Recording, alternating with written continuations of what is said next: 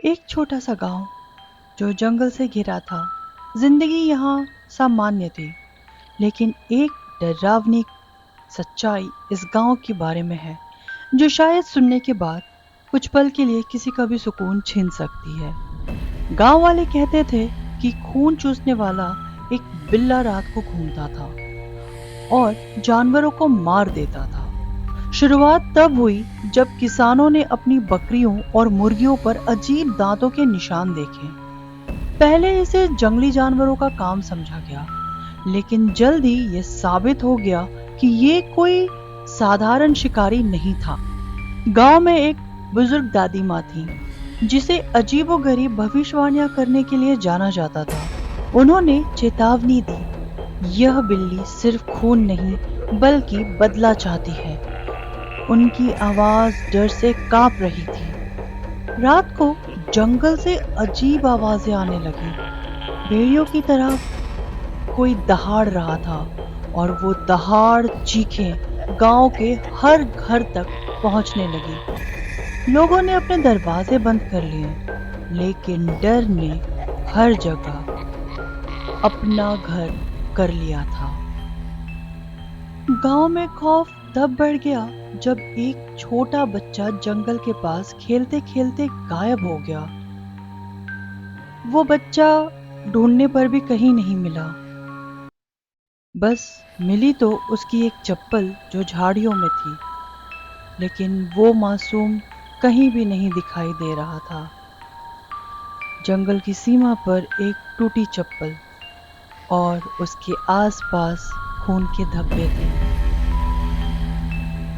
एक बार एक राह चलता इंसान जो जंगल से गुजर रहा था, खून से लथपथ गांव में पहुंचा।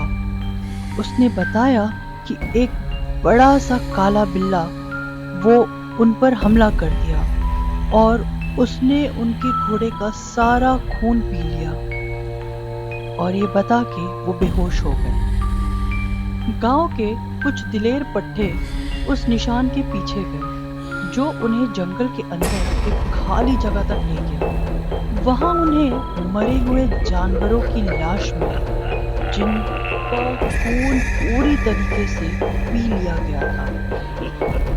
गांव के लोगों ने हथियार और मशाले लेकर शिकार को जाने का फैसला किया। आधी रात को उन्हें जंगल के अंदर से गहरे गरजने की आवाज सुनाई दी जो चारों तरफ से आ रही थी।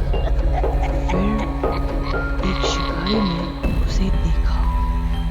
वो एक विशाल काला बिल्ला था जिसकी आंखें लाल रोशनी की तरह चमक रही थी। इससे पहले कि वो कुछ कर पाता, उस बिल्ले ने उस पर हमला कर दिया।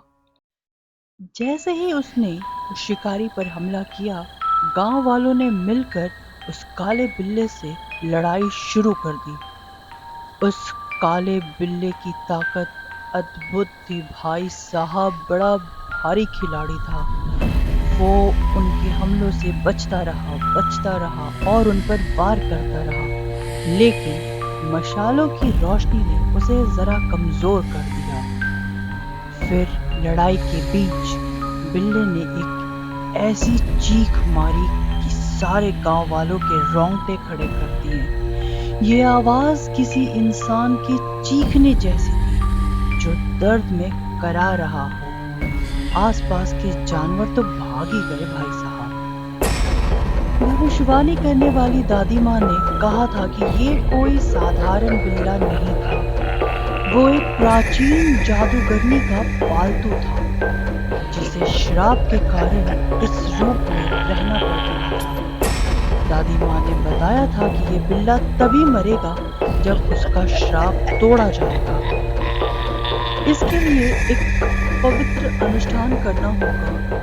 जंगल के बीच एक पवित्र अनुष्ठान की तैयारी हुई। चारों तरफ मशालों की रोशनी थी और ये अनुष्ठान सिर्फ एक दिलेर, नीडर और साफ दिल वाला इंसान ही कर सकता था। गांव वालों ने दादी माँ के बताए हुए बात पर बिल्ले को पकड़ने का जाल बिछाया।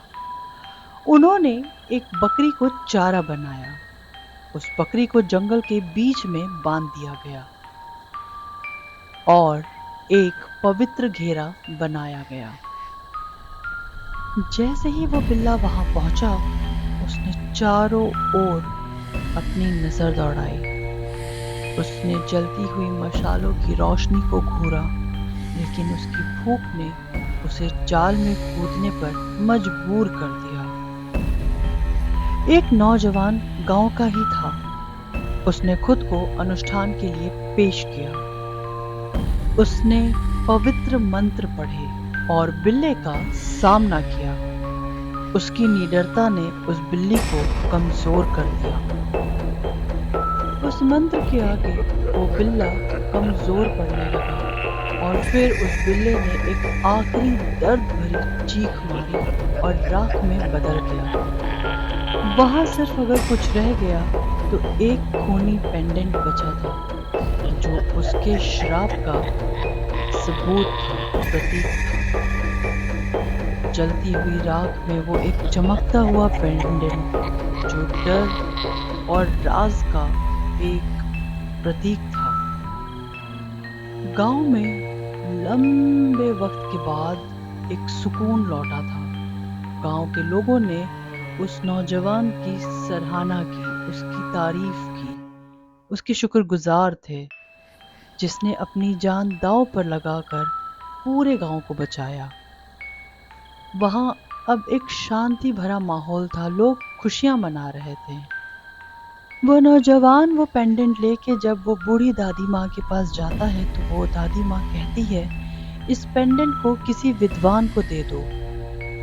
जब वो नौजवान ने पेंडेंट किसी विद्वान को दिया, वो पेंडेंट लेकर जा रहे थे, लेकिन जाते जाते ये चेतावनी देते हुए गए कि ऐसे श्राप कभी भी लौट सकते हैं। गांव वालों ने उन्हें अच्छे से विदाई दी, लेकिन दिल में डर तो वो बसा के चले गए। उनके दिल में अब भी वो डर बचा हुआ था। खून चूसने वाला बिल्ला ये कहानी सिर्फ डरावनी कथा या कहानी नहीं है, बल्कि ये कहानी हमें ये भी बताती है कि अगर हिम्मत और साहस हो तो खतरनाक से खतरनाक दुश्मन को भी हराया जा सकता है। न जाने आज कितने घरों में बिल्लियां पाली जाती हैं। इस कहानी का ये बिल्कुल भी मतलब नहीं है कि आप ये कहानी सुनकर बिल्लियां ना पालें, लेकिन अगर आपकी बिल्ली या आपका बिल्ला किसी भी तरीके से खून चूसता हो या खून पीता हो, तो ये बात जरा डरने की जरूर है। आपको हमारी आज की ये कहानी कैसी लगी, हमें जरूर बताइएगा। हम फिर हाजिर होंगे एक ऐसी ही नई डरावनी भयानक कहानी के साथ। तब तक आप अपना ख्याल रखें और जहां जरूरी है वहां डरें, लेकिन हिम्मत भी रखें।